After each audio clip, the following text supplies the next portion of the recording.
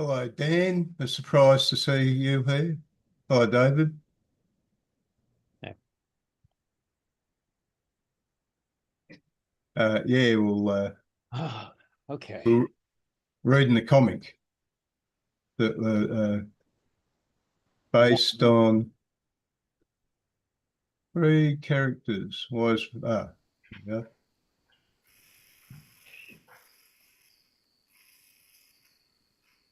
Anyone else? the life of Marx, Freud, and Einstein. Two. Are the lights out in Australia? Oh, sorry, got something. There you are. Anyone else want? Copy link. Done. Three.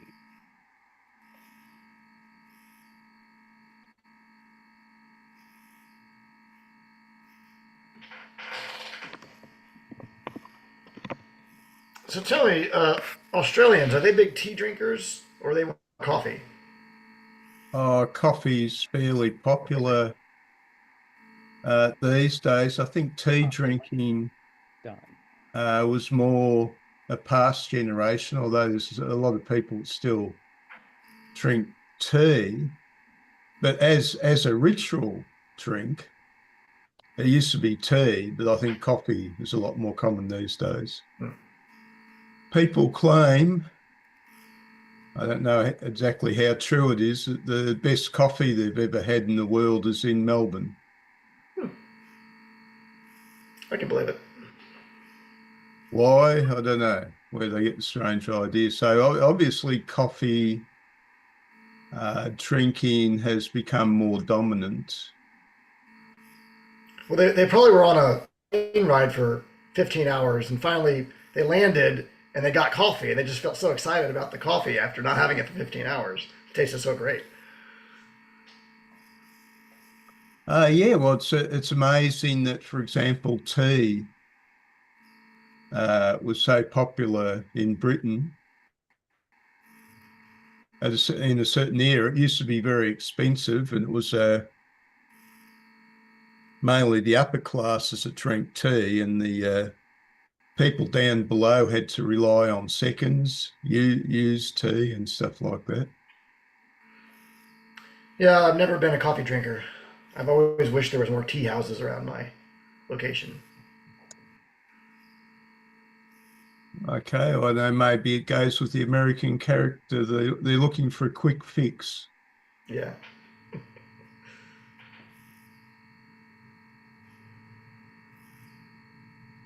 I think it's one of those things where none of my family drank coffee growing up, so it wasn't a thing in the house, and I don't like the smell, and so I was never tempted to start. So I've just never had it. I take other sources of caffeine sometimes, but never coffee.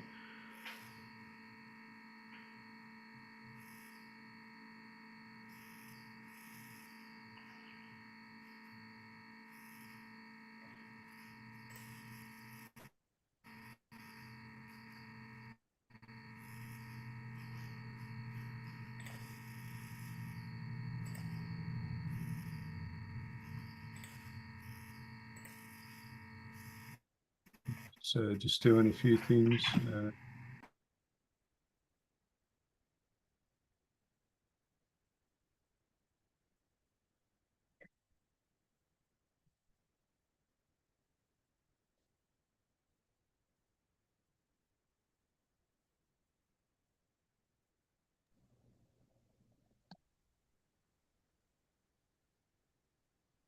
Okay, I might as well just bring up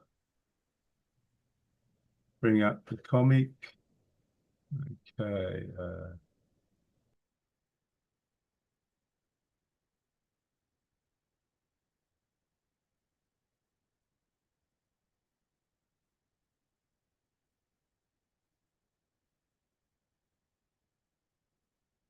Well, Marx, Freud, and Einstein. This is obviously a Jewish conspiracy afoot here.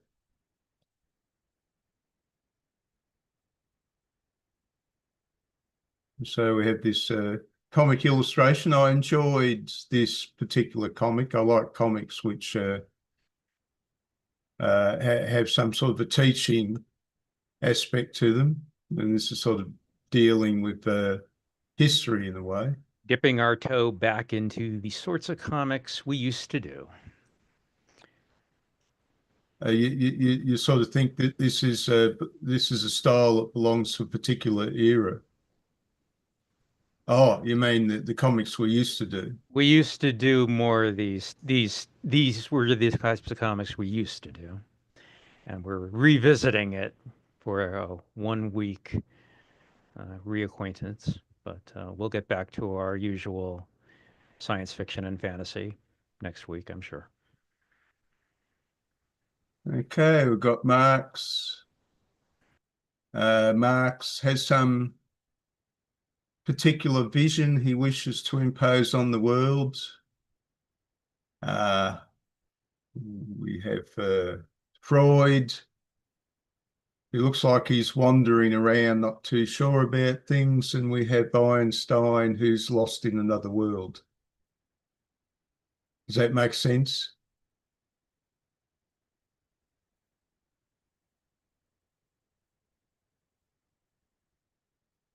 Okay, contents, Marx, Freud, and Einstein.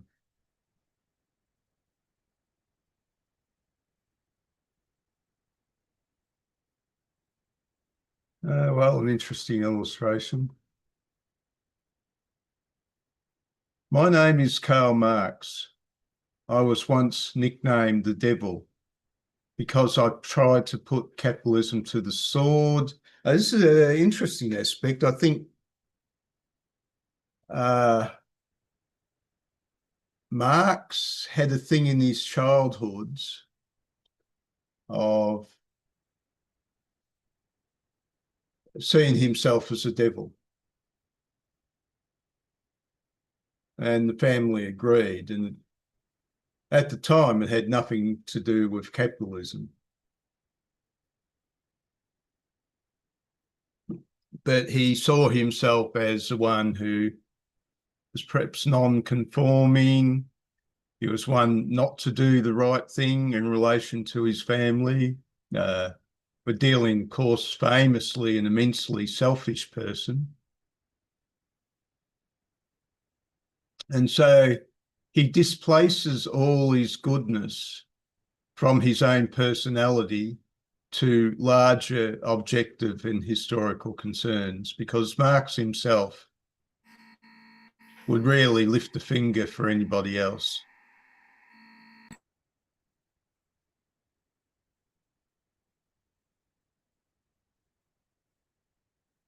Well, born in glorious old Germany. I don't know, I think I'd prefer running around 1820s, the 1820s more than I would today. Could that be the case with others? We're living in perhaps a far more impersonal world, a far more atomized world. And culture has been taken over so strongly by a type of mercantilism. Of course, his world was built on mercantilism, but for example, it still reflected human more than our present culture does today. Our present culture is rather like a giant that's ready to crush the insect, which is us.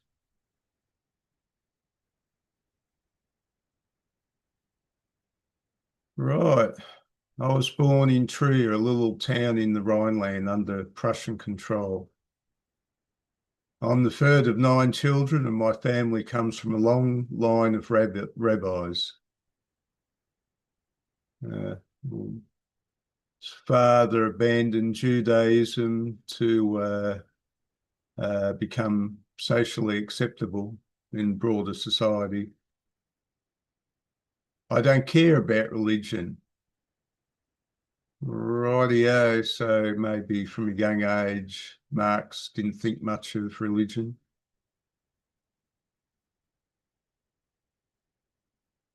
Marx playing with his cousins and sisters and being a little prick. Again, a sign of the devil.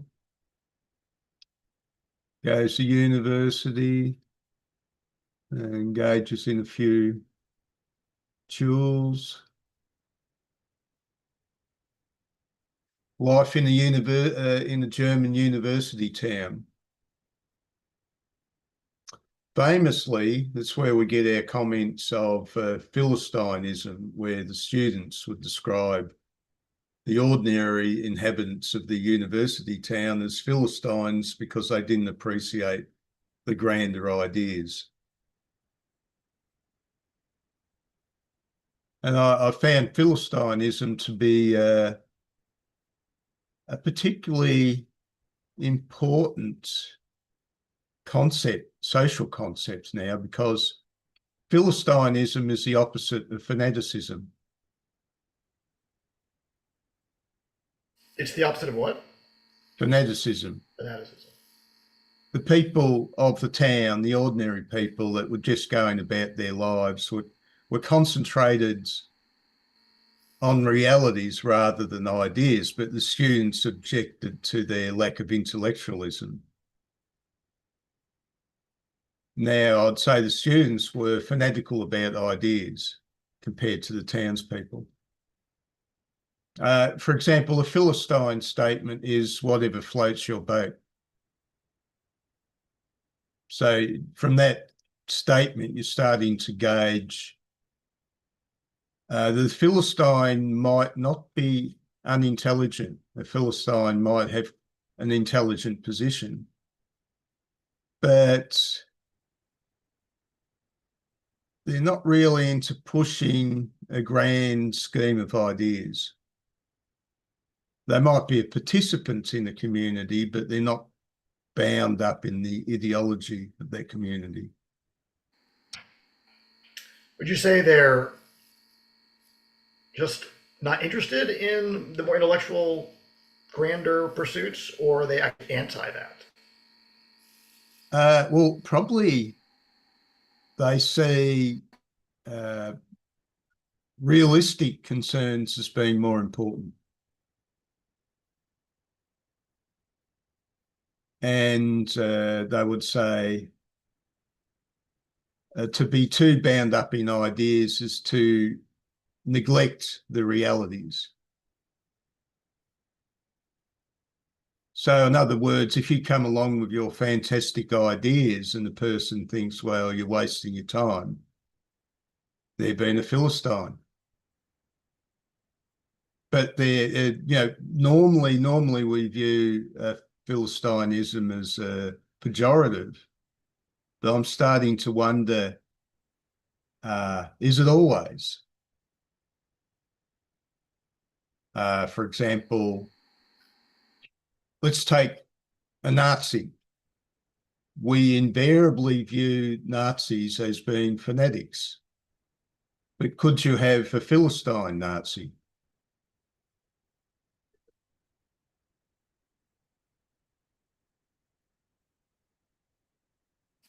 That would be someone that just kind of goes along with The realities. thinking about it. Yeah, they're just in that world, that reality, they kind of placidly agree, but they're not proselytizing or really thinking deeply about it. It's just kind of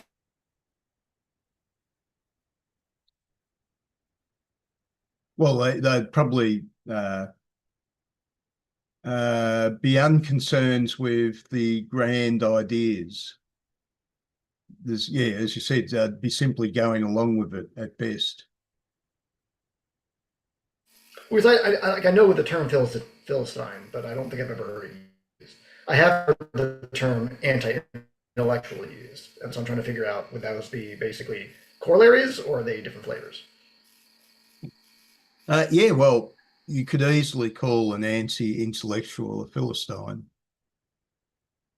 Like I said, somebody who doesn't appreciate things outside the immediately the immediate realities. Anyway, Marx found his way in the university. I discovered philosophy, what a shock, and read the great master of German philosophy, Hegel, who died 4 years before. With him, reason governs the world. So history has meaning, but what? I was having a little bit of an argument at a meeting, and I was trying to point out that rationalism is dependent upon metaphysics rather than, say, a science of physics. A science of physics doesn't deal with metaphysics, but rationalism will deal with concerns beyond physics, conditions of the minds beyond physics. There's, many things in our mental experience that can't be measured in science or physics. But for him, reason governs the world. But what? Carl, you're letting things get a little out of hand. I'm worried about your future. I want to study philosophy. It's completely useless and frowned upon by Prussians. So that's philosophy for you. It's completely useless and frowned upon by the Prussians. And the Prussians must be the Philistines.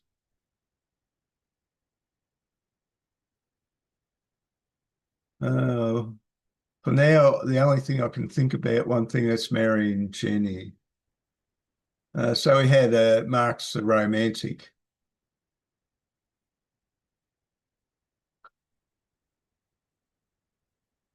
Anyway, my father had enough of my escapades and he sent me to Berlin to continue my studies.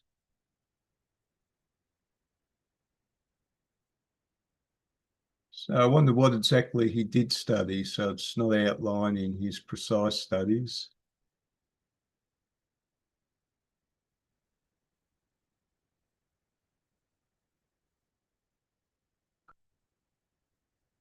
This was still the era of the secret police, from the end of the Napoleonic Wars until the 1848 revolution. Was the era when following Metternich and trying to keep a lid on social change.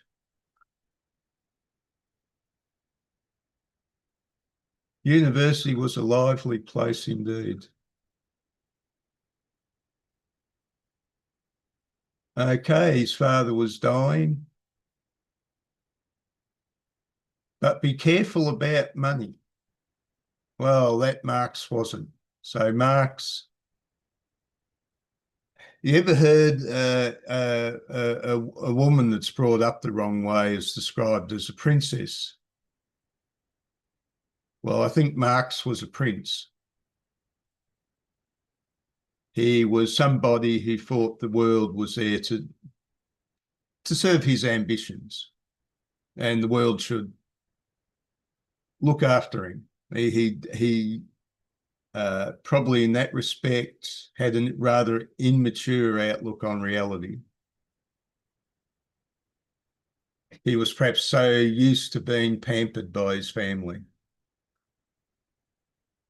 And going by this, his father saw a problem, but you can't get through to such people easily.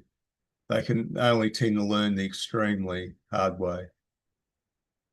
I'm devastated. My father died not long ago. I'm devastated. I'll take refuge in my work, finish my thesis.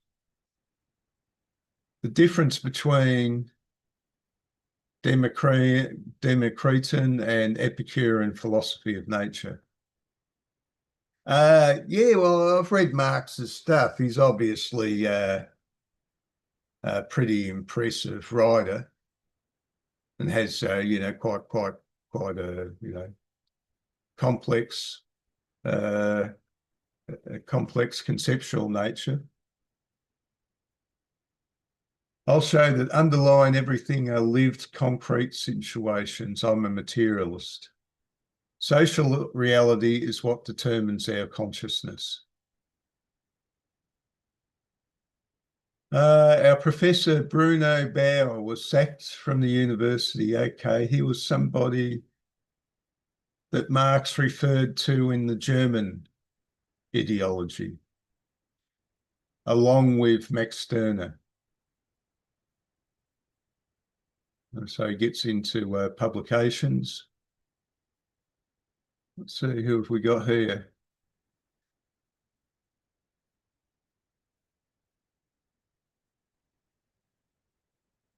Louis D. Simon, don't know him. Jean de Sismondo, don't know him. Louis Blanc, don't know him. Charles Ferrier, I've heard. Trying to think, Charles Ferrier was somebody that was interested in socialism, wasn't he? Proudhon, yeah, I think I've vaguely heard of him. David Ricardo. So many interesting ideas. Frederick William IV of Prussia prohibits such incendiaries at the hands of a clique of Jews. So the censors never sleep. Anyway, Jenny catches up with him.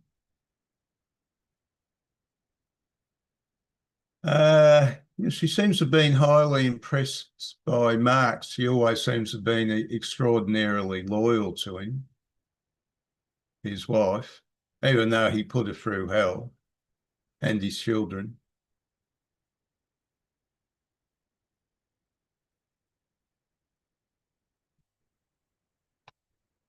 Well, he made it to Paris.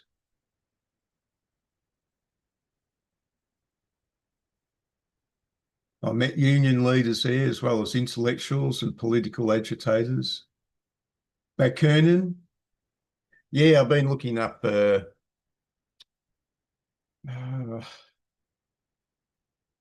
Schelling's lectures. He's not 1840s lectures. Bakunin, as well as Engels and Kierkegaard, attended his lectures, and he, even though he'd been once a great believer in grand systems of thought, ultimately Schelling, as the last of the great German intellectuals, claimed that you'd never be able to come up with a system of thought which could perfectly describe reality.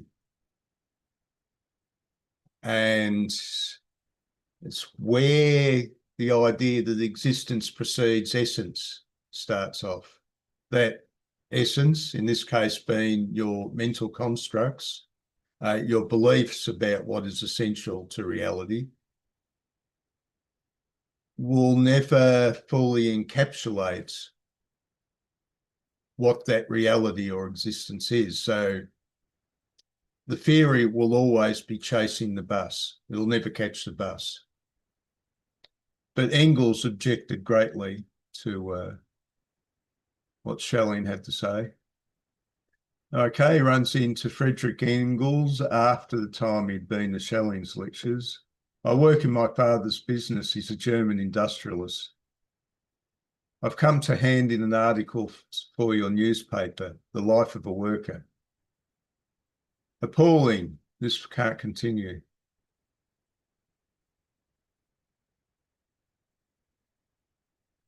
Okay, he gets kicked out of France. Where do I go? To Belgium. The socialist conspirators are over there.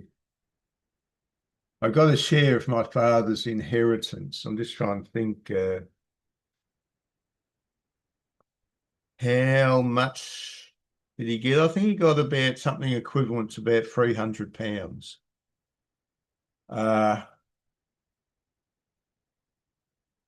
Which was enough if you invested it at the time at 5% interest rates are rather typical.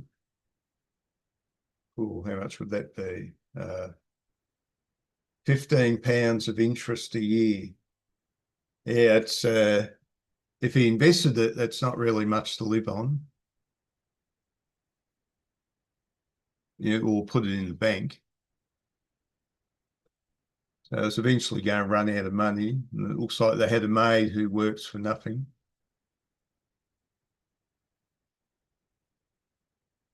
Well, Engels, I'm done with the factory. I've decided to be a precarious intellectual. I'm cheating a bit. My father sends me a small allowance. I'm done with the factory. Oh, joy to be done with work. Well, Marx and Engels, what can we say about them? Neither of them like a job.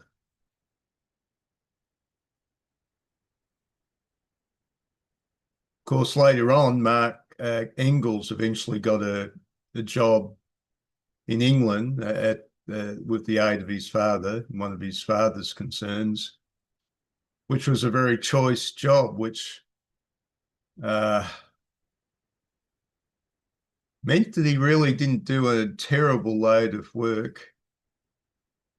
And he'd spend the afternoon sleeping at work and then go out at night and chase women. And that was Engels. But when he got a wage and he was able to earn enough over about 15 years that he didn't have to work any longer, and he could also support Marx later on. What do you reckon, David? Here's a nice little illustration of Marx and Engels together. What do you think of this illustration?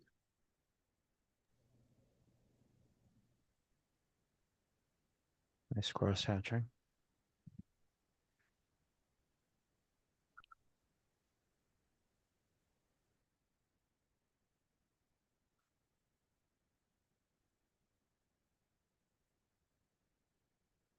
Okay, time to start the revolution with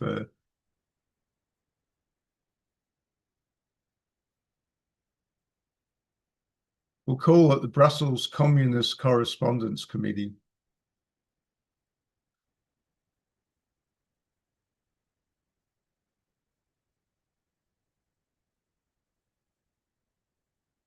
The time is right for action.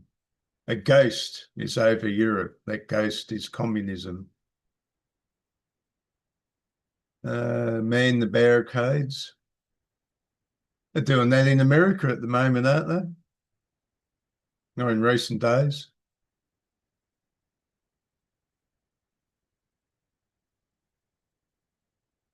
Okay, he writes the Communist Manifesto. A spectre is haunting Europe, the spectre of communism. The history of all hitherto existing society is a history of class struggles. Society today is split into two enemy camps, the bourgeois and the bourgeoisie and the proletariat. Power is organised by one class in order to oppress the other. Workers of the world unite.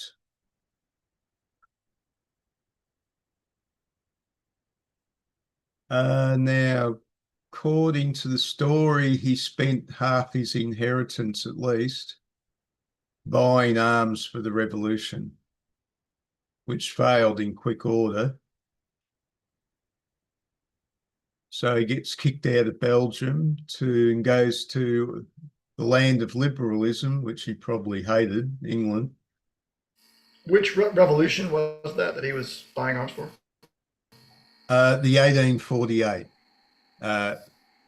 Famously, after the Napoleonic War, there was the Concert of Europe where the leaders were out to suppress revolutionary ideas. Socialism was probably, in the wake of the revolution, was starting to become a more fully developed concept. As well as they used the term communism, these terms preceded Marx. There were advocates of communism and socialism prior to Marx. And then in 1848, a number of revolutions broke out in various states of Europe, in France and parts of Germany, Belgium, Italy. So people who were dissatisfied with the regimes that were established by Metternich, regimes of secret police, regimes that didn't allow political thought. Some have claimed that this led to a great expansion of romantic literature because you couldn't express yourself in political ideas. Well, there is living in dire poverty. England is the worst workshop of the world. These workers aren't thinking about revolution because there is strong economic growth.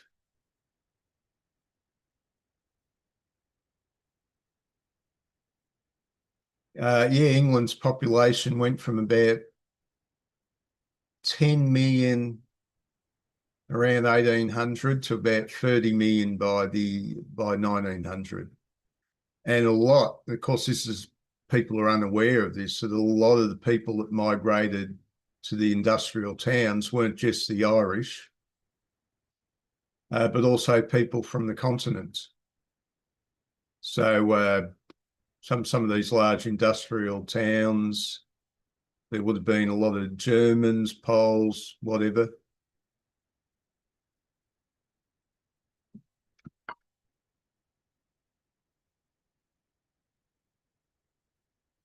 Anyway, Jenny went to Germany to stay at her mother's. And Marx famously fiddled with the maid and made her pregnant, and Engels took the responsibility for it to cover Marx.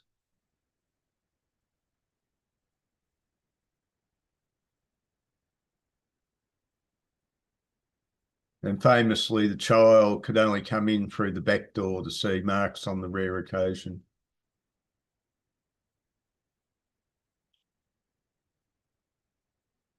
Of course, the fascists view Marx as a devil, as the great demon. But Marx never really had the opportunity to do anything particularly demonic. So whether his ideas were the cause for, the cruelties of the Russian Revolution and whatever, maybe, he certainly desired a revolution which annihilated the bourgeoisie, which he was a part of, actually. That's where he originated. Well, he had one nice place to stay, the British Museum, the library of the British Museum.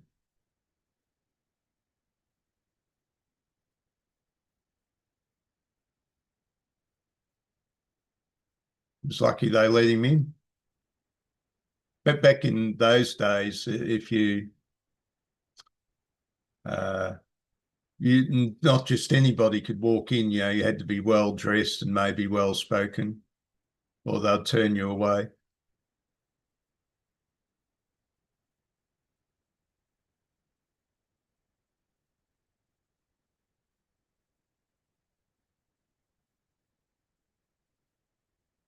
America, the very heart of capitalism. I thought it would become the first socialist country. How'd I love to have lived there? Which probably unlikely from a person with a provincial German attitude.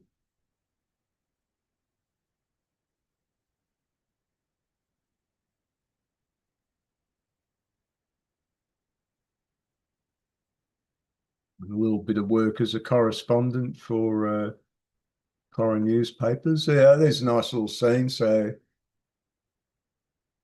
1857, Manchester Station. He meets Engels again. Thank you for your generous help. I send the money I can.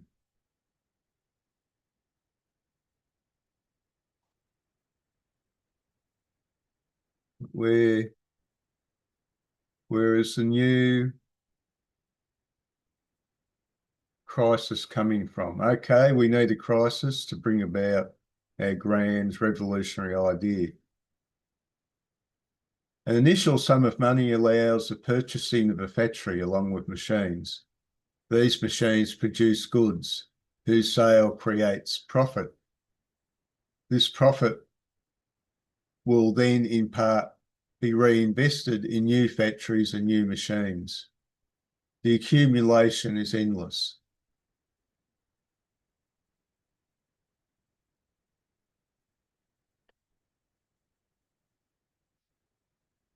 but more and more competitors appear, which means that profits fall.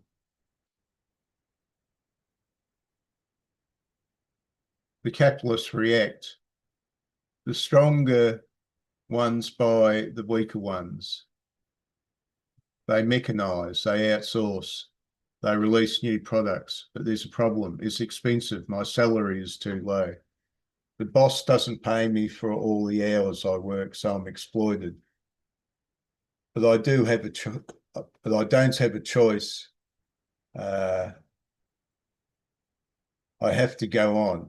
That sounds like the spirit of seriousness coming from Sartre. An inauthentic idea, that saying he doesn't have a choice when he does have a choice.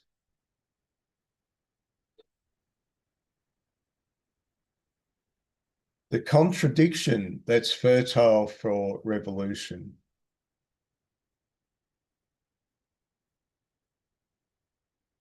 I want to finish this book before capitalism collapses. What, no revolution?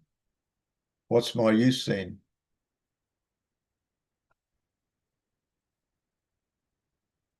Yeah, it's a nice little illustration. So, you know, it's giving you Manchester Station, and so it sort of has a train of the 1850s. You know, trains were sort of started coming on the scene in the 1840s and were rapidly advancing. So this is a train with a much larger boiler than it would have been there in the 1840s. So trains were advancing rapidly.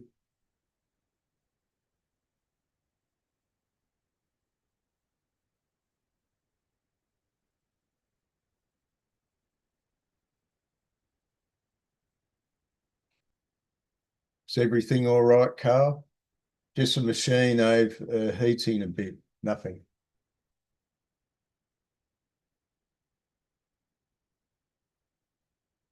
I wonder if music and art have an influence of the capitalist dynamic.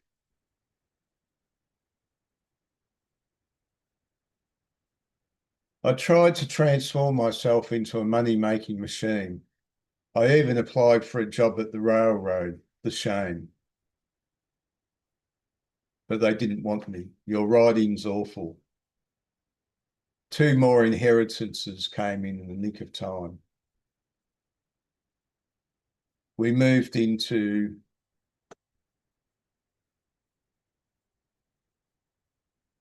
one Moderna villa, so he's moving into better accommodation.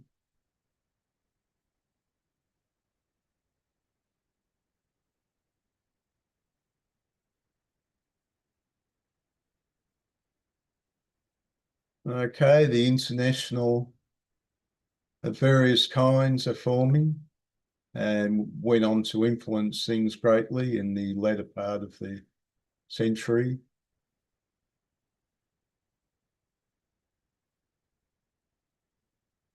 All believing in Marx's word as the Bible. Okay. Few more names.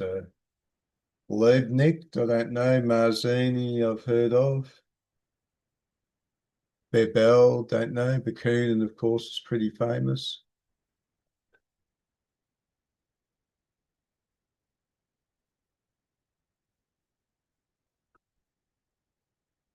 He's had 3 surviving daughters.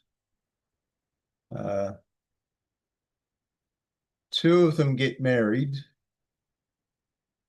One has surviving children, the other's children die. And the other one has some sort of affair going through her life.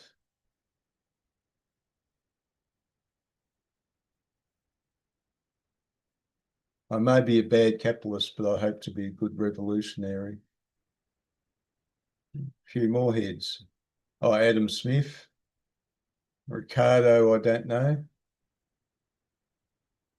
The worker himself is a commodity that produces objects.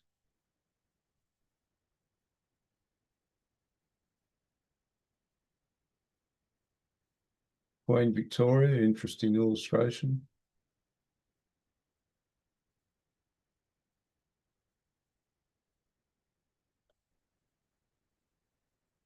And look, the leftists, Liebknecht and Babel, were elected in the German Reichstag. Yes, change from the inside, why not? And Bakunin says, absolutely no way. Elections are traps for saps. We anarchists despise the state.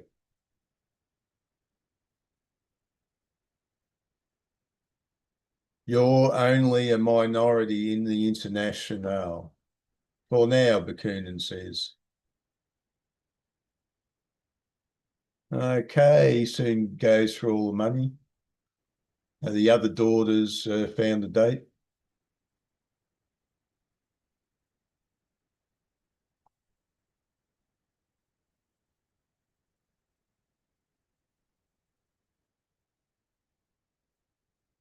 Down with German expansionism. Under no circumstances must the proletarians get involved with the conflict. So what war was that? Okay. Napoleon III has declared war on Prussia. Okay, the 1871 or something like that. Write to Laura and Paul and get out of Paris immediately.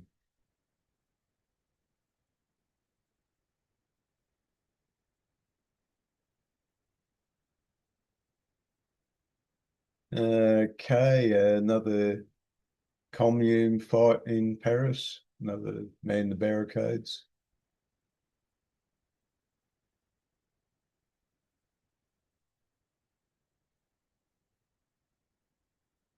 The masses rising up to attack the sky. How beautiful.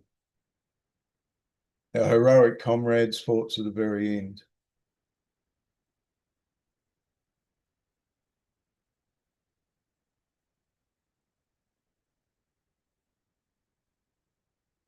To have or not to have, that is the question. Property makes people dumb and narrow-minded. It's mine, no mine. Communist society will abolish money and private property. Okay, I'll give it to you for your cake. It's a deal. Wealth could be managed collectively. It would be the end of work as servitude, a society without class division.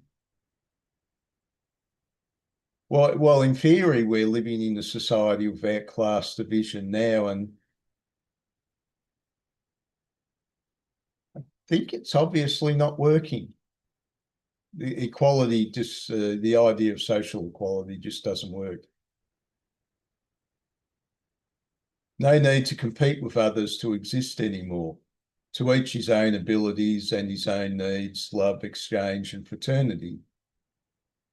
Well, I think it's been proven in the communist societies that competition remains an element.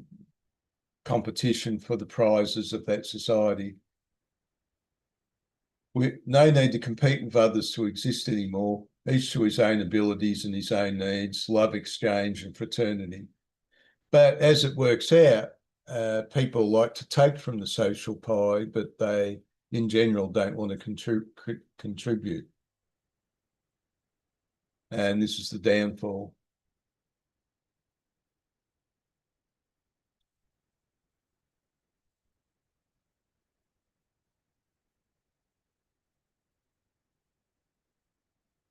Karl Marx's books, The German Ideology, which is on the International Socialist site, I think that was not published or out of publication for a long time. So it's only been in more the last 70 years that it's been available.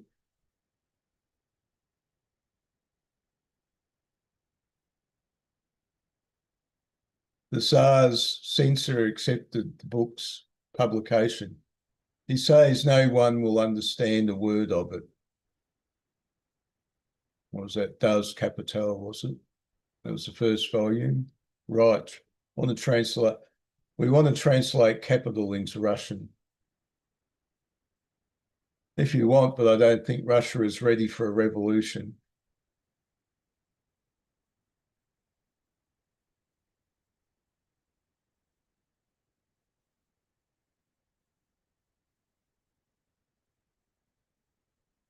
The English, they're incapable of revolution. They must be Philistines. What do you reckon, Dan? The English, incapable of revolution, have to be Philistines.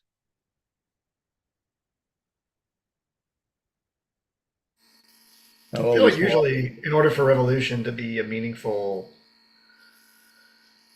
idea that people think about, there has to be severe economic deprivation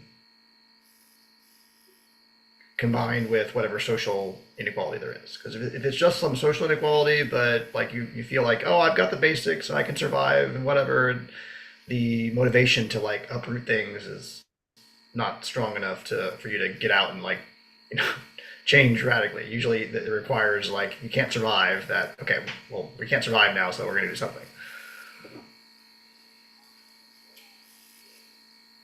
Yeah, well, it's a question of deprivation. Generally, of course, material well-being was progressing in Europe in the 19th century.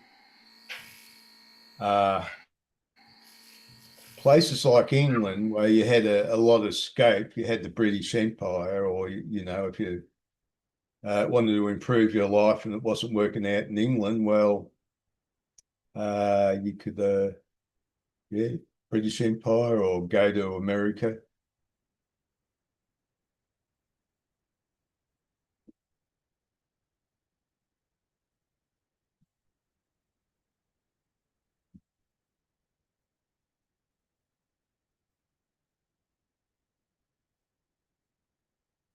Oh, Marx died only having the first volume of Das Kapital in publication, so Engels finished it. So he published the second volume in 1885 and the third volume in 1894 and died a year afterwards.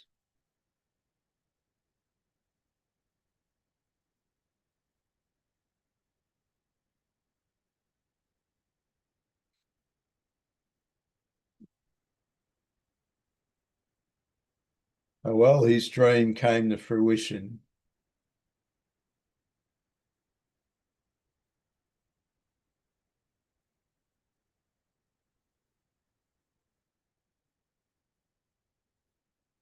My ideal of freedom was betrayed.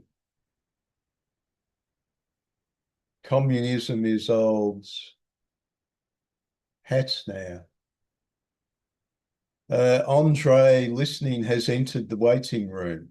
Is Andre legit, David?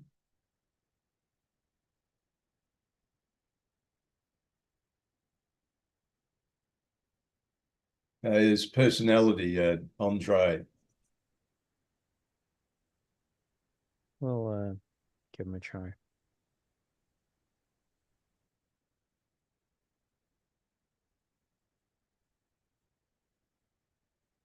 Anyway, yeah, people are abandoned to the cold calculation of self-interest. The laws of supply and demand allow optimal management of people and goods.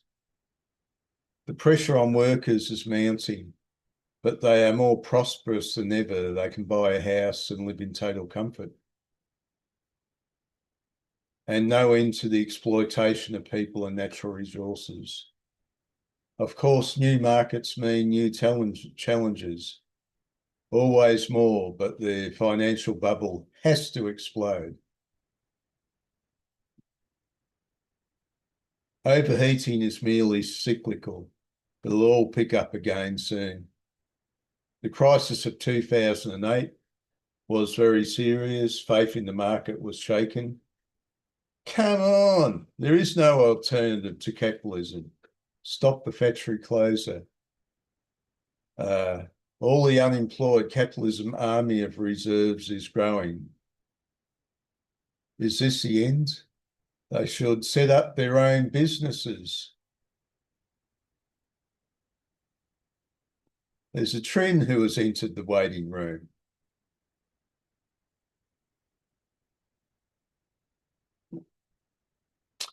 Okay, so this is the interesting thing. This is the great debate. Marx, who felt his social order could be imposed on society, and the capitalist says, well, do it. This is one of the great weaknesses in the Marxist argument. Yeah, there's nothing stopping you. Shall we let Trin in?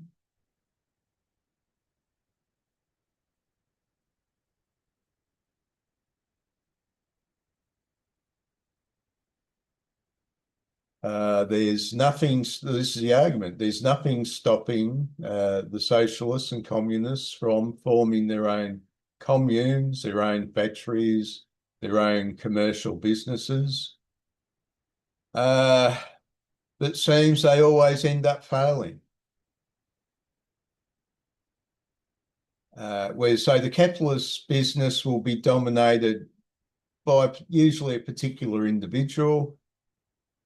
Elon Musk is an example. You know, he has everybody following his lead in the businesses. He got off the ground, and it seems to work if you're very highly motivated. But, you know, Marx's vision wasn't, of course, what we know as the dictatorial Marxist regimes. He believed that, in a sense, a return to the medieval village of the Middle Ages.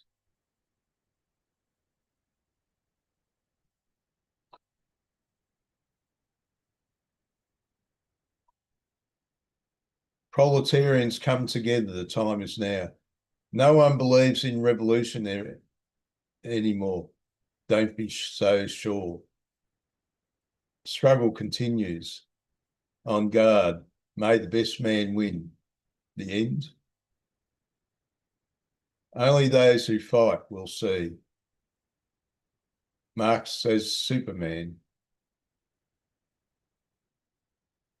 Now we're moving on to Freud.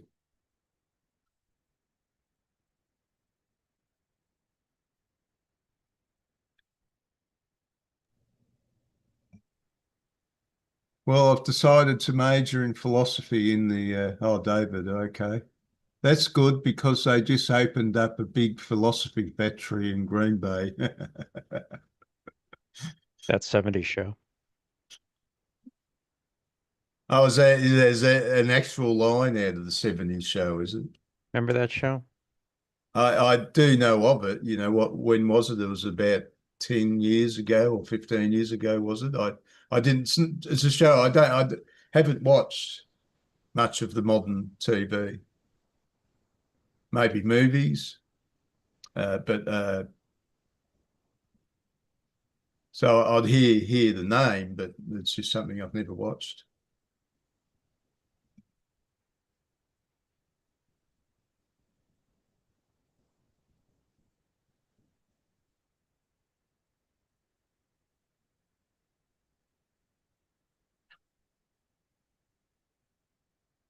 So any comments upon the comic or Marxism or?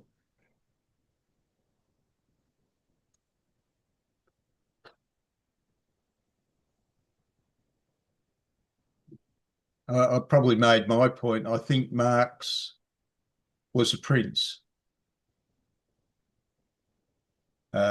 He is a person who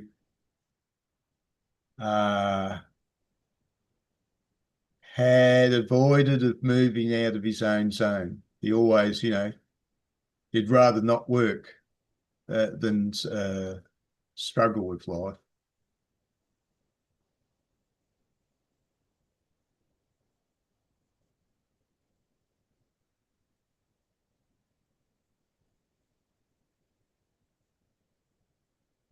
I was just checking my downloads, right. Yeah, I was trying to find my manifesto. I have it somewhere around here. I think I donated it to someone. I remember reading it years ago, and it made a lot of sense as far as the critiques of capitalism. Oh, You you know, as mean far the as book? yeah, just not the capital, just the communist manifesto. It's a small Yeah, pamphlet. there was a book produced which was a criticism of the Communist Yeah. Manifesto, so it contains it, explores the history. And of course, this book was written when I think around the time of the collapse of the Soviet Union. So it was sort of, they'd sort of decided that Marxism was so yesterday. And of course, now in Minnesota and places like that, they've got some new sort of leftism going. And probably the defining condition was the global financial crisis.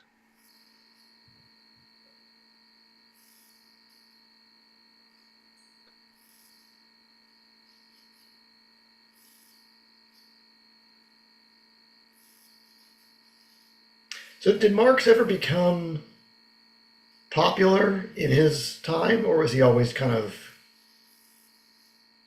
on the outskirts? Well, he became centre of the early internationals, which weren't particularly outstanding. So he was a major figure, and really he more became famous after his death. But the internationals were becoming very serious and very big after his death. Engels was still there for a while. He died just before the turn of the century. And of course, the whole thing had become very big prior to World War One. Famously, and this is where Marx's theory faltered a bit, was that the socialist ideal had been spread around the world at the time, and so there were committees all over the place, and there was an interest in unionism. And the grand aim was they knew a great war was probably going to show up. There'd be a great war amongst the powers at some point. And they claimed that the working men, the proletariat, shouldn't be the stooge of the great powers anymore. So the workers of the world unite meant that they would all unite against being pushed into a war. That's just a concern of the elite, the capitalists. The working man can just down tools and refuse to produce for it and refuse to fight. And this is the interesting thing that Marx discounted nationalism, the tribal identity. He thought it was a thing of the past. He thought that materialism and what we've had since the Renaissance has been a growing materialism in culture.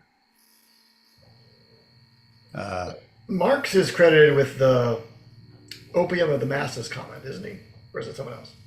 Yes, and you can tell me what that means. Well, he was saying, the quote, I don't know if it's correct. The religion is the opium of the masses. The idea that because people have this belief in something beyond this life, they don't have as much motivation to, I guess, change their current situations that may not be ideal. Is that Yeah, I think accurate? opium was a painkiller. So religion was the painkiller of the masses, something that enabled them to overcome their pain. So they would defer any sort of action.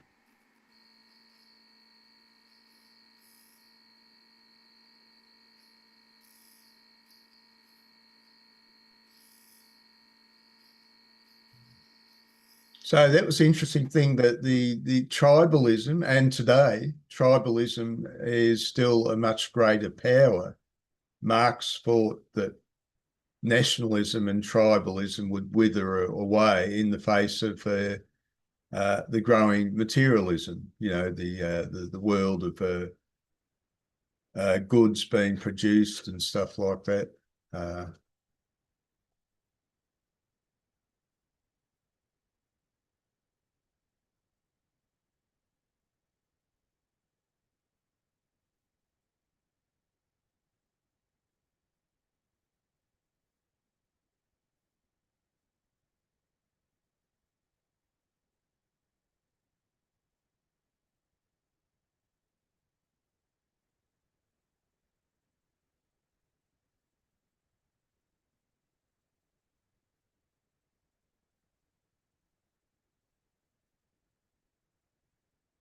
So that was famously Benito Mussolini, our glorious leader.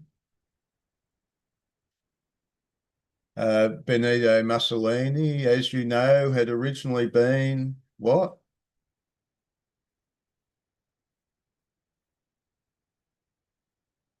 A Marxist, writing for Marxist newspapers.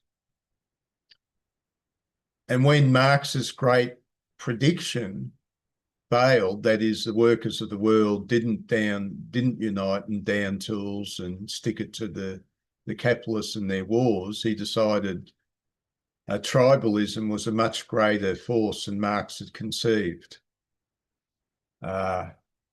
Mussolini also saw what happens in Lenin's revolution in Russia, which the case of mass murder. I think Lenin's revolution and the Civil War,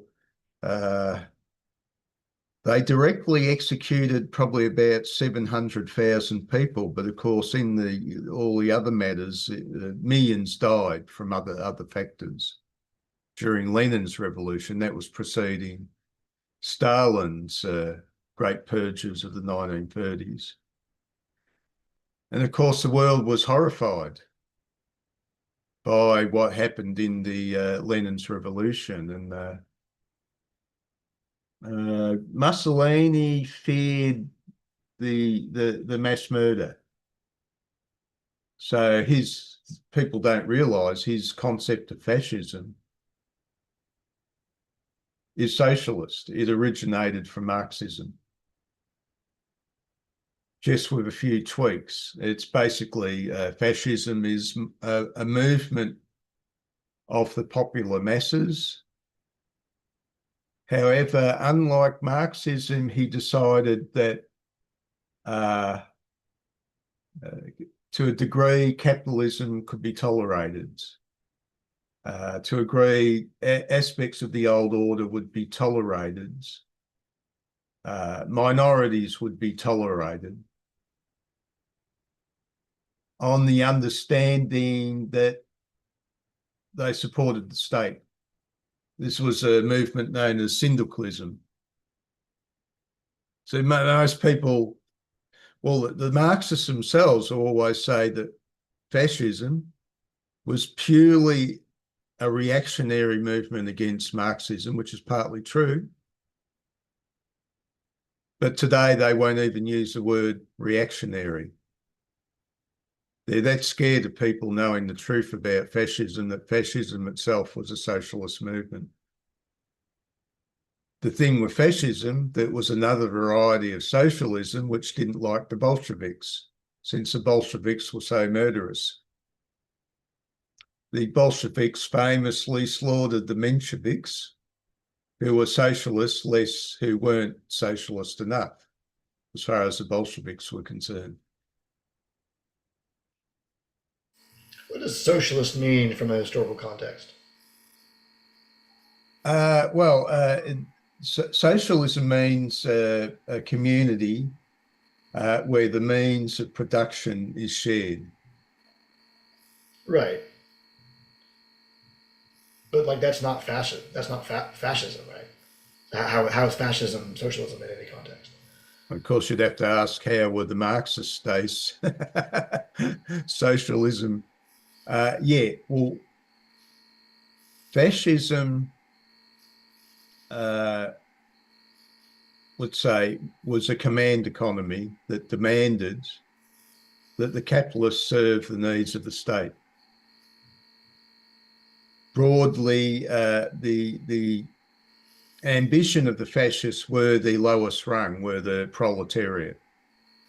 So they were creating a state that would serve the national idea and the well-being of the people in society, including its lowest members, which, of course, the prior state hadn't. The prior state only had the church looking after the well-being of the lowest order, which isn't entirely true. Victorian England, for example, did create great social initiatives, infrastructure and stuff like that was created to try and improve the lot of the lowest orders. So even capitalist society did have socialist initiatives. The governments of the capitalist England did have socialist initiatives. So, but by socialist, you're not meaning like ownership by virtue of being a employee of a company. You're talking about like there's conditions set up such that people are taken care of in situations where maybe they can't work, or there are certain people or certain types of society that aren't able to, acquire the needs they have. System of welfare, of course. Right, because I don't think of a welfare system as socialism. I think a welfare system is totally applicable with capitalism. It just means capitalism with some regulations that take care of people, right? Socialism is a different system where it's like by virtue of being an employee, like if you are an employee of the company, well then by virtue of being an employee, you have some ownership stake of that company, right? There's no such thing as a person that just works and gets a salary or something. No, by definition, you own by virtue of being an employee. You own by virtue of being another kind of thing. That wasn't true of the Marxist factory in Russia and places like that. That it was owned by the state, so the actual worker didn't really acquire anything. So at best, the Marxist states were welfare states. Right. It seems like in order for communism or socialism to be something that is not going to devolve into authoritarianism, you need to have you can't have state ownership of all the companies. That doesn't make any sense. It's like you have ownership of companies, but they're like owned by the workers of that company, and you have different companies. It's not all one state company. I feel like that's what people, they say, oh, communism doesn't work. Well, they're looking at this like state communism, where it's like the state just owns everything and relegates everyone to some social status that is not conducive to upward mobility and growth. But like it seems like that's because it seems like that's not a problem of Marxism. So I don't know about Marxism, but socialism per se, but more like state controlled socialism, where it's like the state is controlling everything, not allowing for there to be quote unquote not private but like communal ownership, but by virtue of course we've all dabbled in socialist circumstances. You go to some local charitable group, perhaps leftist politics, which would say run a cooperative. Let's say they'd have a food cooperative, so they'd run their own little supermarket. You've probably seen something like that. I remember friends. I wouldn't consider that socialist unless it's like to me social. In order for something to be socialistic, it's because if you as a private person want to start a company and you set up in more of a socialistic way, like that fits under capitalism as well. You've decided that aligns with your values and that you think that's a profitable system or whatever. Like that doesn't have to be antithetical to capitalism. Socialism kind of implies that there's some rule of law, or there's some something that requires businesses or companies to like honor the employee like ownership rights in some facet, right? And then the question is like, well, is that kind of neutralized because the government just takes over everything? In which case, like, it's kind of neutralizes the point. But at the same time, you have to have some ability to mandate it. Otherwise, it's not really socialism because it's not a system. It's just like, because if people decide to like set up a company in a way they want, okay, fine, capitalism allows that. It's not antithetical to capitalism. And then you'd see if it competes with other companies. If it didn't, it would probably go under because, you know, it's not able to. And if it did well, then it would be capitalist. It would be the capitalist way to do things, and it would become more. Well, probably more the interesting thing is to look at the ideas of the socialist visionaries prior to Marx, and they had this idea of a community which was like a hippie commune. And one of the very progressive ideas was that the women would be held in common, which actually had happened in various religions. So the sort of the socialist idea even, seemed to have emerged in Protestantism, where you had the extreme movements which were collective. And in one case, they even took over a town and tried to make it into a particular vision of socialism, or famously in the English Civil War, you had the what were they called again? They called them the diggers. The common people wanted to be given free land, so every person would be given their own little plot of land, and of course there were probably Cromwell cracked down on that. There was a name for them. The levelers. That was it. They wanted to make everybody economically equal. So the socialist concepts had been there.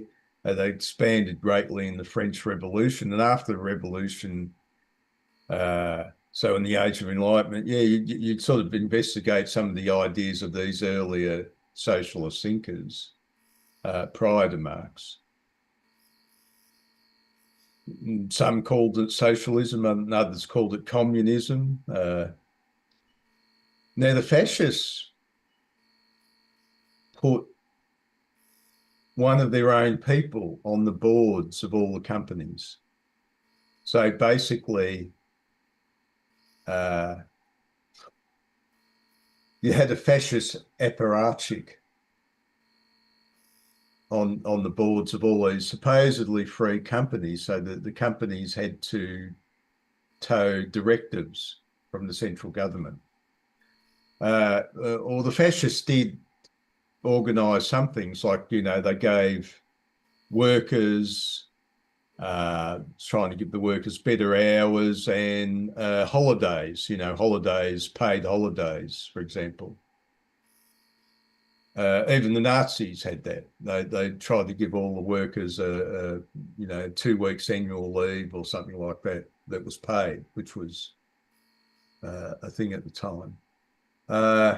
Usually, though, the philosophers divide the other fascists from the Nazis, because the Nazis had ideas. I think, the bits with the persecution of the Jews, the other fascists were tacitly or even violently opposed to the Nazis on that issue. Famously, of course, the Austrian Fascist Party took over Austria and was opposed to the Nazis, putting them in jail and that. So there's the Fascist and Nazi Party in Austria. So the Nazis were fairly distinct in their more, I guess, ethno-purity. Well, the fascists were a nationalist state, but they weren't. It wasn't ethnic. It was nationalist for most fascists, you're saying. Well, the nationalist state supported a certain ethos, but they didn't rule planning to eliminate minorities, certainly by violence. Yeah, as long as you have the political ideology, you can be whatever ethnic group you want. You just More or less, as long as you toe the rope. right. Would you say Stalin was a fascist? Well, the fascists opposed the Bolsheviks. Of course, Stalin decided that he could only bring about progress by concentrating on the one country, not trying to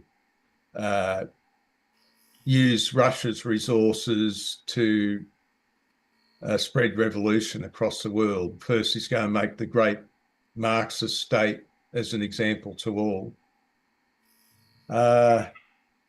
No, he towed definitely a Marxist line. Well, I'm sure he had Marxist trappings, but if you were to analyze his ideology, it's much more in line with fascism than Marxism. We can say.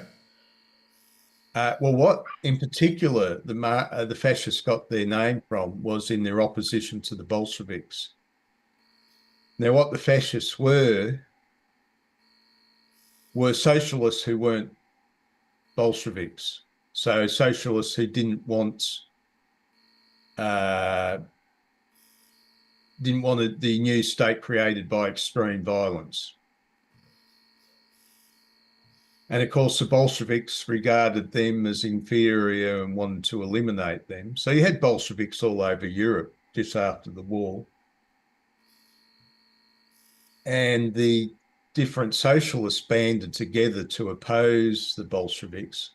Now, what happened there was the landed classes and the bourgeoisie and the factory owners, you've got two groups. You've got one group of socialists who wants a more evolutionary approach to socialism, and you have another group called the Bolsheviks who want to shoot you and seize your property. So obviously to the capitalists, both forms of socialism are bad news, but one socialism is less evil than the other socialism. So the capitalists backed the fascists to oppose the Bolsheviks, and this is what happened in a number of European countries. So the great age of fascism was between the wars, but fascism ultimately failed for the very reason socialism failed. That it was trying to create a command economy. And also, of course, nepotism, that the people at the top of the fascist party were trying to grab all the good jobs and the wealth for themselves. So just as the Marxists were doing, the Marxists were making sure that they had all the nice little homes in the country, which they desperately needed, and the best apartments in the city, and various good conditions. So it wasn't really equality. Competition was still there, but I sort of liked fascism at one stage until I realised the problem with fascism, and ultimately it goes down the Google. This is what happened in Spain and Portugal, which you had two fascist states which survived World War II because they switched over to the Allies. But all that Spain was after 30 years was economically backwards. So it's basically their fascist government collapsed when Franco died because it just wasn't achieving anything. Capitalism became the big winner. So fascism is anti-capitalist and has an element of class struggle. It just approaches it more with kid gloves than a bullet. But both systems fail economically because they try to be command economies and you can only go so far.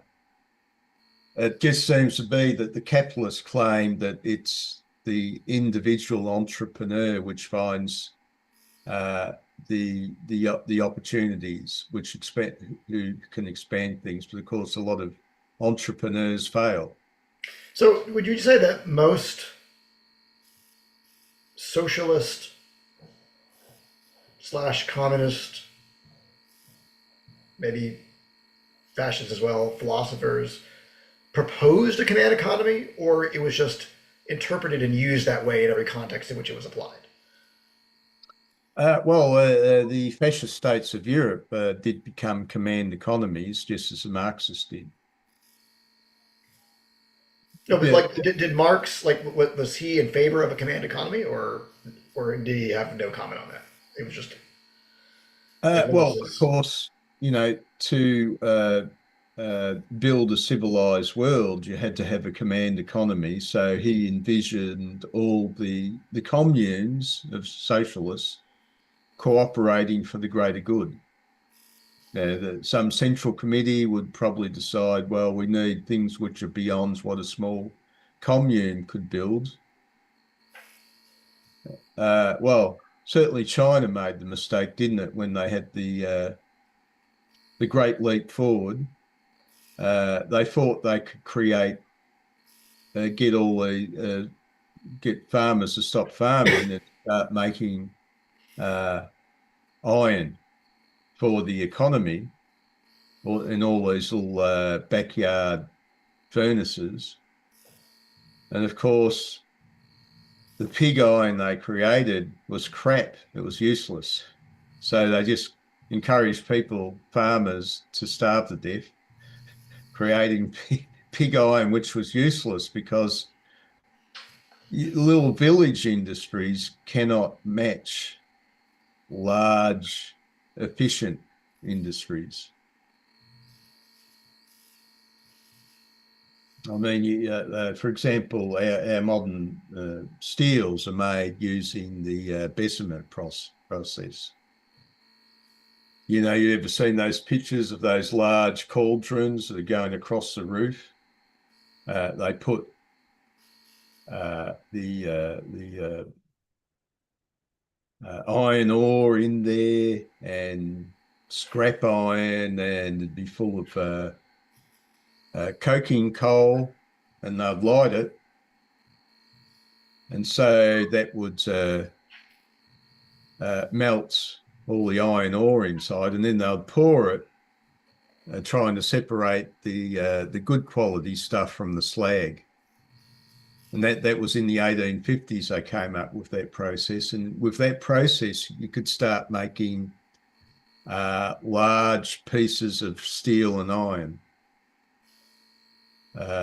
large pieces for machinery. You could sell graded steel to workshops.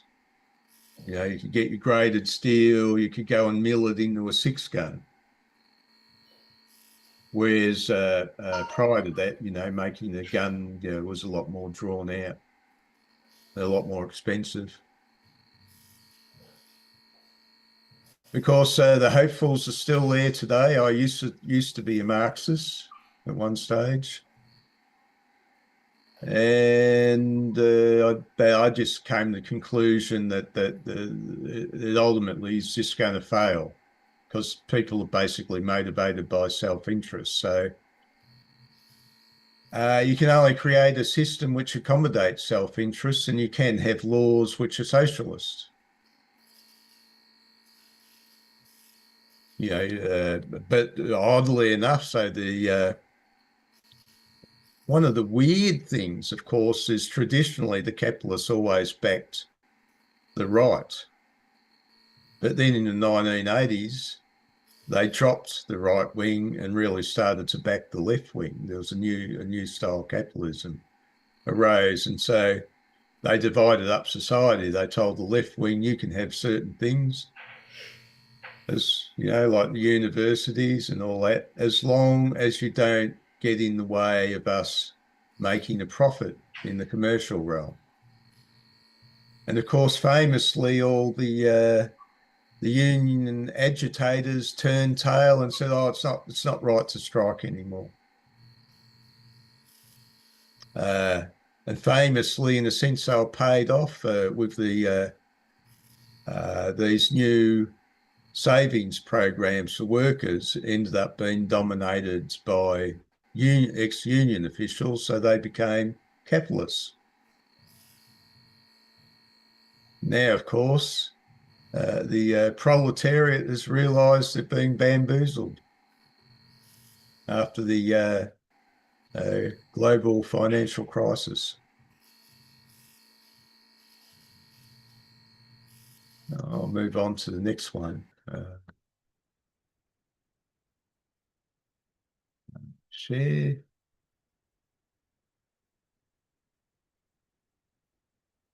Well, Sigmund Freud, also a cigar smoker. He ended up getting cancer of the throat and jaw, didn't he? Smoked too much. There's another nice little illustration of the brain.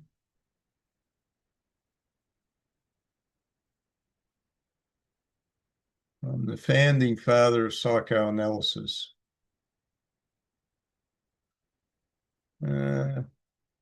This seems to have a different illustration quality to the comic on Marx.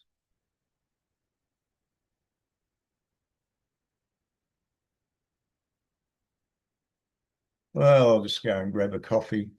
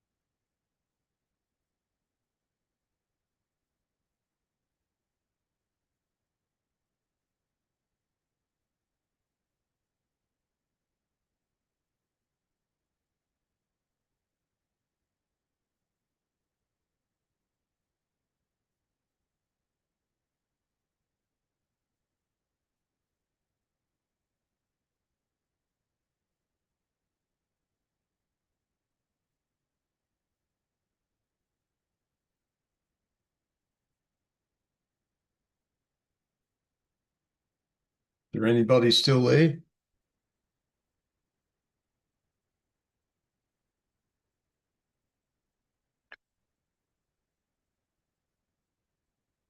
Yeah.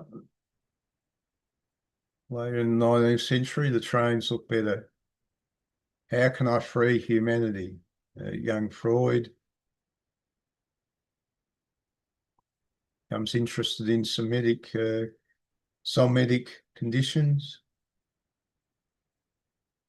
meeting the anxiety-prone people.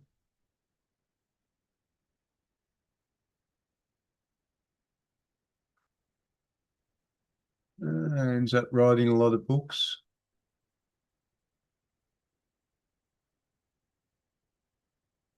And Freud liked his walks in the country.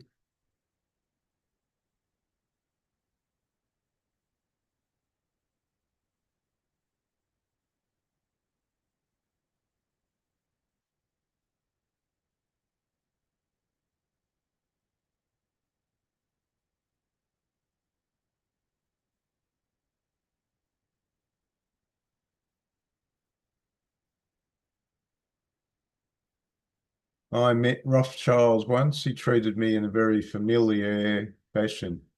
This poor man would like to be rich. He wants to be the Rothschilds, wants the Rothschilds to treat him as one of them. Familiar of a new world, wunderbar.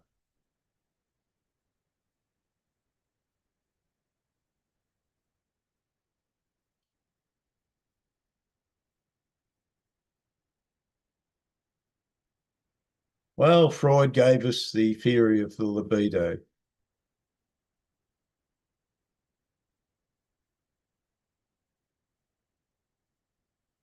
Which probably originates with Schopenhauer and Nietzsche.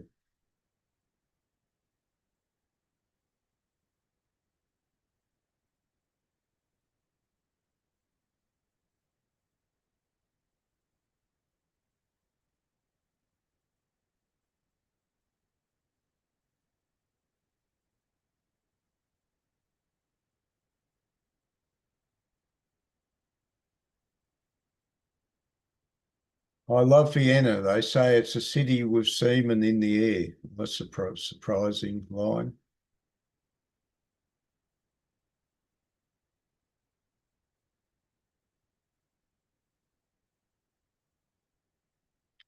Adolf Hitler has a right to be in an insane asylum.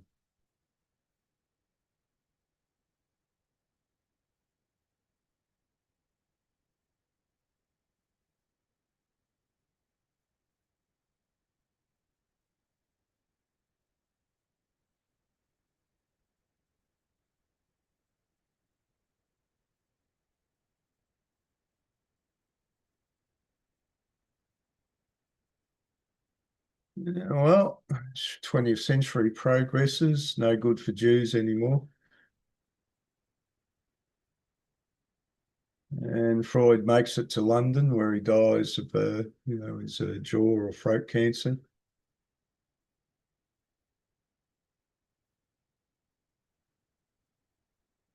Don't forget that Freud, my name means joy.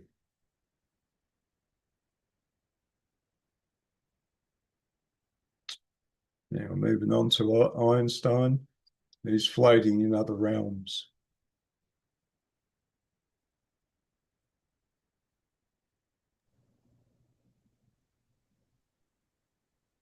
Albert Einstein,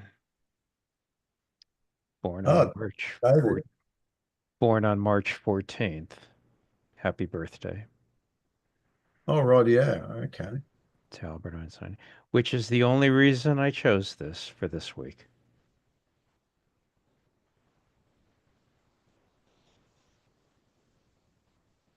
Seriously, that's why I chose this book for this week. Happy birthday, Albert Einstein.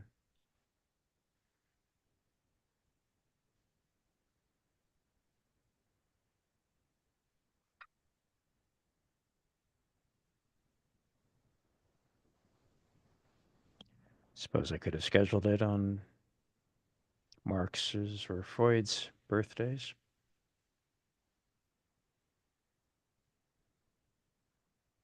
Well, there's a lot of stuff about desire. In Marx, we're dealing with desire. In Freud, we're dealing with desire. Were Marx, Freud, and Einstein all contemporaries of each other? Slightly different times. I think, Marx was born in 1818. Freud was born in 1856. Einstein was born in 1880, something like that, or was it 1879? So in other words, Marx died when Einstein was a toddler. Whereas Freud, at a relatively young age, could have become acquainted with Marx's idea if he wanted to. But he was going in a different direction.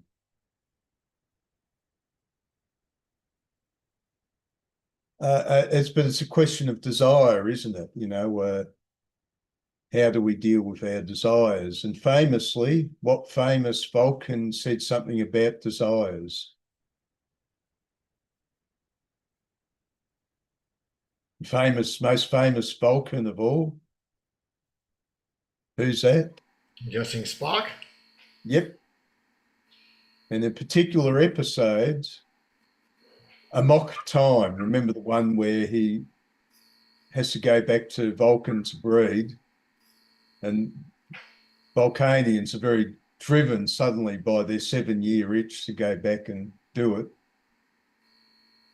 And he ends up fighting Kirk, who becomes a champion of his wife. And the consequences where he believes he's killed Kirk shocks him out of all his desire. And so he agrees with his wife that she can divorce him and marry another guy. And he says to her, I think you're going to find that wanting will not be the same thing as having. So she wanted this other guy rather than Spock, who was never home. But she's probably not going to be all that happy with the new guy anyway. So, and this is a this is a thing that when we're young, we think in terms of our desires always being successful, but the experience of life shows that well, even if we get what we desire, the fun wears out. So desiring or wanting is not the same thing as having.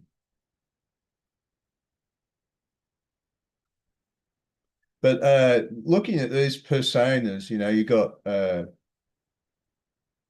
Marx, who had this idea of enforcing his revolution on the world, and Freud, who wanted to create a revolution, but through understanding, and Einstein, who was just floating in another world.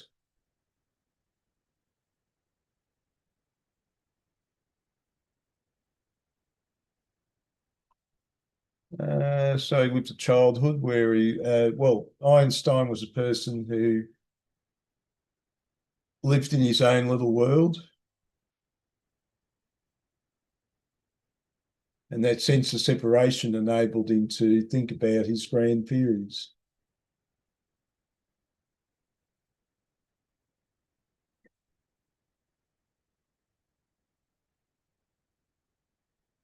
He went to class, he dropped out of school.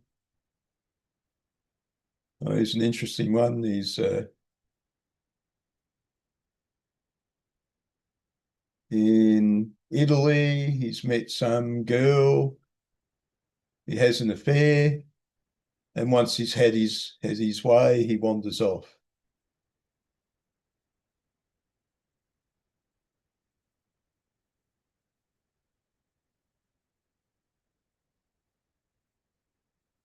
Okay, the early experimental science was like having your own toy factory. Like, we used to get in little kits when we were kids. So there was a time when it was still worth making common experiments. It seems he ran across Trotsky, Luxembourg, and Lenin in Switzerland. He gets a fiance who he eventually marries. But Einstein, in the longer run, spends so much time at the Institute and neglects his family that they end up divorcing. And he marries his cousin, who's very supportive.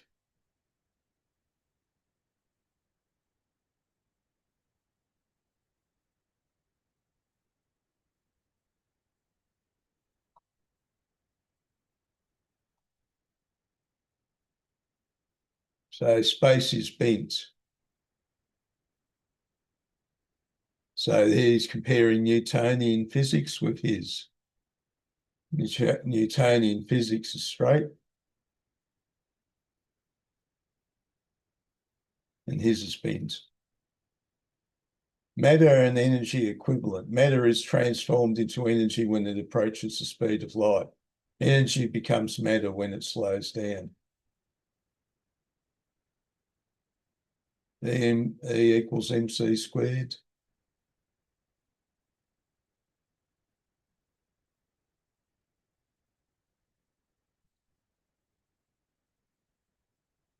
Who that's supposed to be? Marlene Dietrich, by any chance? She left Germany when the Nazis came to power. Which is weird. In The Man in the High Castle, she shows up as a figure who was supportive of the Nazis.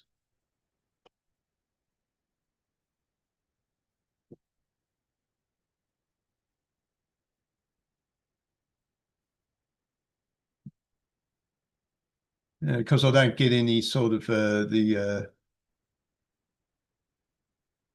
don't devote any money to video programs, not having enough time to watch free-to-air TV.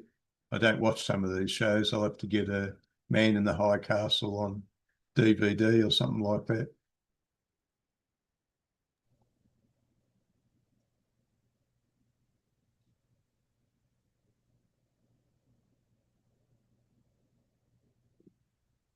Okay, I find this is pretty good work. It's telling you the story, the images suit the story. So this is my idea of a comic work that makes things easy to decipher.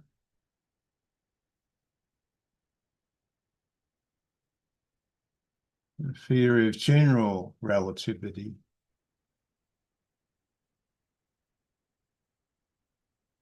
Okay, so famously the solar eclipse is used as proof for his theories. This is the greatest day of my life.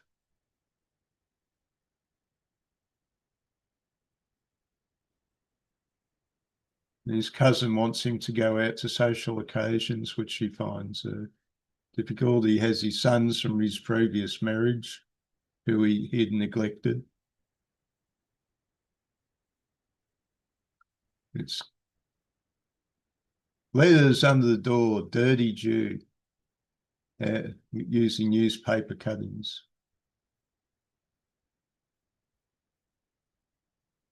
What would have liked to have lived in the 1920s?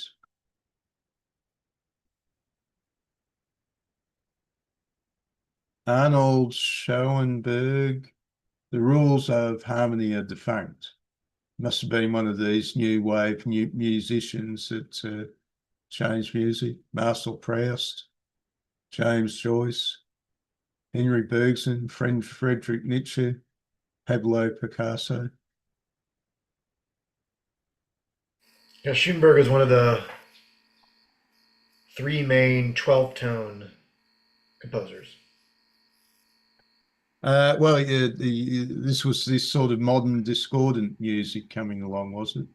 Well, 12 tone. So there's like in the chromatic scale, which if you just go from C to C, you play all the notes from C to C. There's 12 of them: C, C sharp, D, D sharp, all the way to C. Right.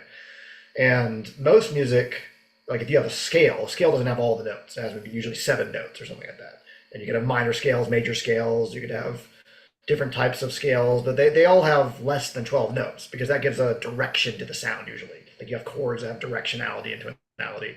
12 tone was based, it's a very interesting musical period to study because most of music theory comes after music practice, meaning that people wrote stuff down that sounded good to them. They like the melody, the harmony, and then people later came out that this is what they were doing. Well, that's not what they were doing. They were just writing what they thought was good, and then people later said, "Oh, here's theoretical construct." 12 tone, they came up with a theory first. They said, "We're going to do it this mathematical way," and then the practice came after that. It's the only musical genre like that where the math or the theory preceded the practice. So it's very fun to analyze, not very fun to listen to. Well, thank you for that. Not knowing much about music.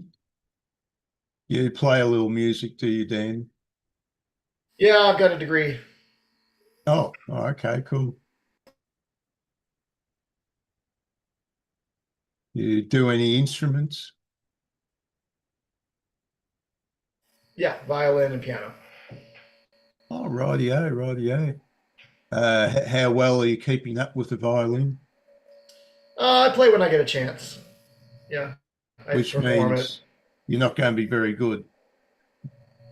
Yeah, I haven't played that much, but yeah, I do more piano than violin these days. My ex stepmother was a violinist in the Melbourne Orchestra, and she had to practice all the time to keep her work up to Yeah. standard.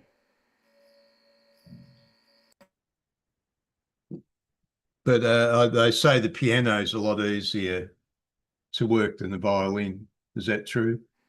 Oh, the different animals. I mean, the violin, or the difference between the piano and any string instrument is that the piano, a note is a note, right? Whereas a violin, you know, every millisecond, the tone is changing based upon the amount of pressure, the exact placement of your finger, how much pressure your bow, like, so there's a lot more micro attunement going on. Whereas piano, you play a note, you play a note, right? Now, usually in piano, you're playing a lot of notes, right? So there's the technical expertise that's required, but each note in itself is just a note. It's technically a percussion instrument, just a very fancy one. Trying to figure out when the piano was invented, because they had the harpsichord before that. Yeah, I don't know. Okay. So is Niels Bohr, winner of the Nobel Prize for Physics in 1922, such an intelligent guy. With him, every discussion was like having an interstellar battle. We live in different worlds. Americans are so full of verve and optimism, not like our depressed Berliners. And I met many interesting scientists. So I went over to America. Okay. So they've also invited me. I'm going to speak to them about quantum physics. What you mean, Bohr, is speak to them about your quantum physics. You're relying on a discipline that I laid the foundations of, but you're changing into something I barely recognize. You and your maths and probabilities. Einstein, don't tell me you aren't into mathematics. If I only knew the problems, if you if only you knew all the problems I had with maths.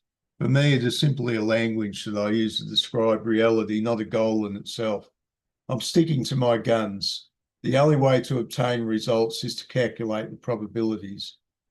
But I want certainties, not random probabilities. If reality can only be approximated through probabilities, then your theory is an aberration, because in the end, nature is a faithful ally. God is subtle and never malicious. He does not play dice. But who are you, Einstein, to tell God what he should do? And the dice chase Einstein. Anyway, he was well set up in Germany, but the Nazis came to power and destroyed his dream.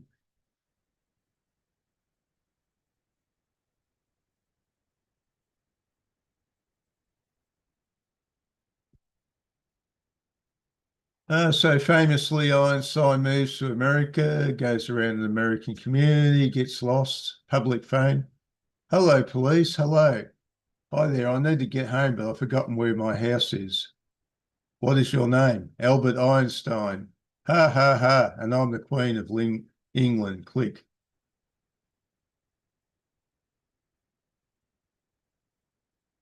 And it's the thing, of course, Einstein's a personality who's just lost it as regards a lot of everyday realities. No space in his brain for that. Anyway, he ends up in Princeton. New life in America sort of works out. World War II starts and they hide from him the atomic bomb project because he's regarded as a possible communist and he's an outsider. And so he sees his fellows from Princeton disappearing and he doesn't know what's going on for all those years till he finds out they've developed an atomic bomb at the end of the war. Einstein was opposed to the nation state, so he's a lot like Karl Popper, I suppose. But again, this is just Marx repeating itself, the belief that the tribal nationalist state, the racial culture can be overthrown by intellect. And I think they're just chalking up another great failure, as happened with Marx. Einstein dies, and his last mumblies are in German, which the nurse couldn't understand, so we don't know what he said.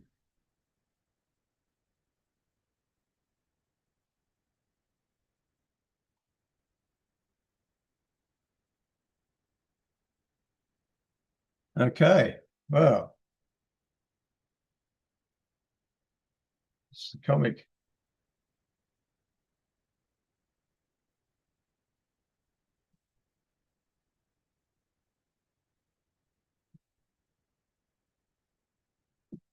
David studied philosophy. He didn't get a paying job out of it.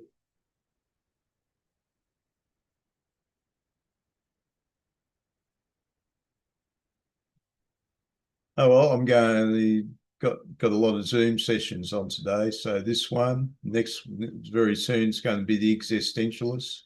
You ever been to the existentialist, Dan? The Monday ones? These are ones in Melbourne. Melbourne has the blessing of having the world's oldest existentialist society that's still going. Nice. I'll leave the address in the credit if you want to join in. Where are we?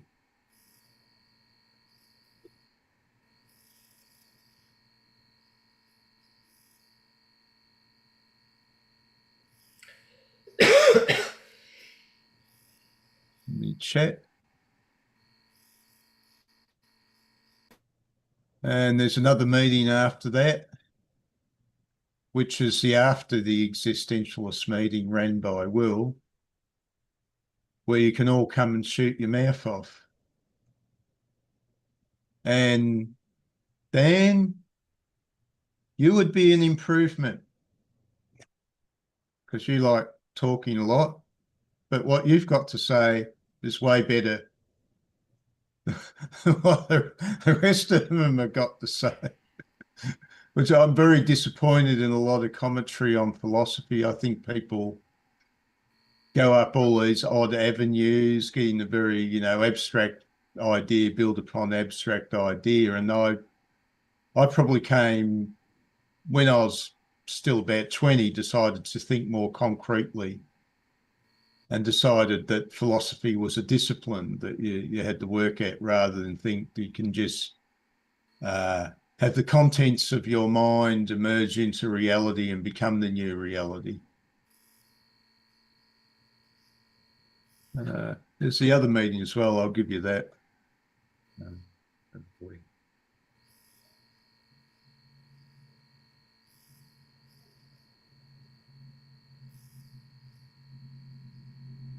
Street philosophy.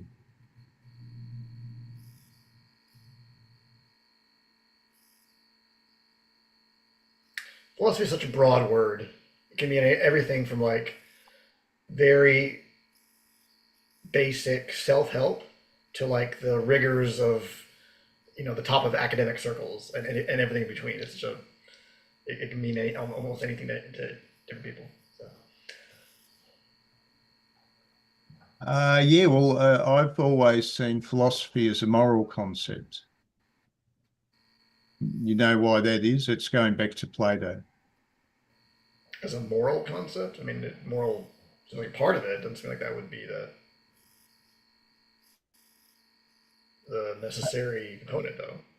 Well, I think what was Plato's thing?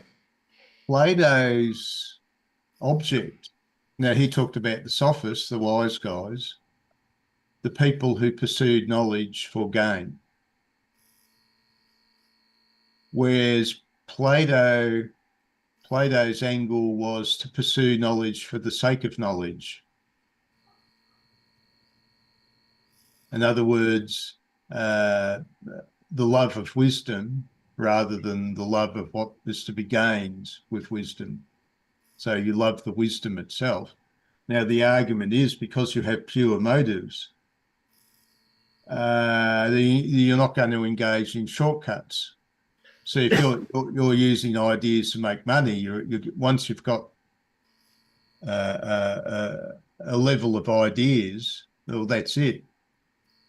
Once I've got the ideas I need to make money, I don't need to go any further.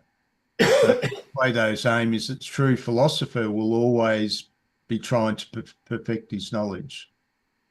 And because of this endurance, it's the philosophers who'll come up with the answers that the sophists will neglect. Does that make sense? Yeah, I don't know if I totally agree. I think to some degree, all knowledge is motivated by some type of reward. It doesn't have to be monetary. It could be, it aligns with a set of values you have, epistemology you have. Yeah, I mean, base level, I don't think anyone really chases knowledge for knowledge's sake, because to even do that, like, you have to define knowledge to chase it. So what is knowledge, right? So, yeah, I don't know. But yeah, I think when I think sophist, I think of people that were interested in rhetoric, not so much understanding, right? It was like, can I win the argument? What do I need to say to win the argument? Which has much more to do with your word choice and related to your audience than it does with the actual content or truth value of the proposition. That's what annoys me, that in so many of these groups, people are using excessive rhetoric to push their own wheelbarrow. Once everybody agrees with me, I'll be the master. Well, And, I don't think debate is almost like debate. I watch debates here and there, and they're fun to watch, right? But generally debates are not unless it's an introduction. If you know very little about a topic, watching a debate can kind of introduce you to different sides and different things. But once you have any knowledge about a topic, debates aren't really useful. If you have a conversation where you're bouncing ideas back and forth, and you're like, oh, that's interesting, think about this, like that's where you're going to have learning, where you're having you're steelmanning the other side. You're trying to present them the best light. You're offering counter opinions. It's not this. The goal is to gain an understanding of the person and exchange ideas, not win. I feel like anytime the goal is to win, the amount of learning going on is generally limited. yeah, I feel very strongly that there's a lot of people out there who are trying to push their ideology, and they will even be false to push that ideology. That the old Platonic purist idea was you could only discover true wisdom with pure motives. This is, ancient Greeks say they actually believed in a moral order in the universe. And therefore, only the true knights of faith is going to lift the skirts of the divine Sophia. It's a nice way of putting it. It's a nice sentiment. I don't know that there's such a thing as pure motives. I think they're just motives. Everyone has motives. I think the best you can do is just understand what they are. I think if you understand your motives, at least you can navigate around them. I don't think you can eliminate them, but you can at least kind of like be aware of them. The danger is where you have motives you don't even know about, and so they're driving your conclusions without you even being aware that that's what's going on. Anyway, nice seeing you, Dan. Yep. I've got to make tracks. And thanks a lot, David. Catch you next time. Cheers.